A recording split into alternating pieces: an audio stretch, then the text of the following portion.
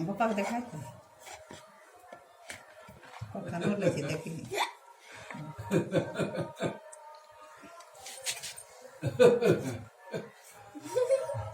वाह वाह वाह वाह हो गया रोटी रोटी तैयार हो गया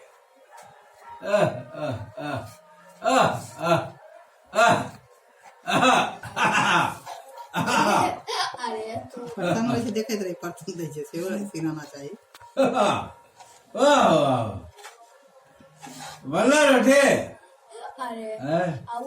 रुक रुक नहीं ठीक ले तू खाड़ी है धोया पते हमें फिर जब यो होते गयो मां की कर तो सरिया ठीक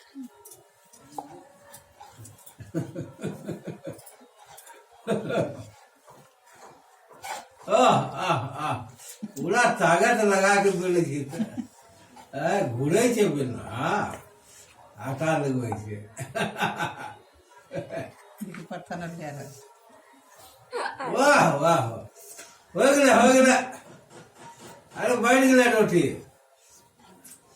रोटी बैठ गया रोटी को है पटी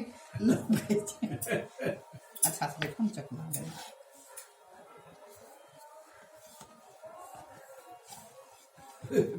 चलो हो गया बाय चलो हेलो तैयार हो गया रोटी चल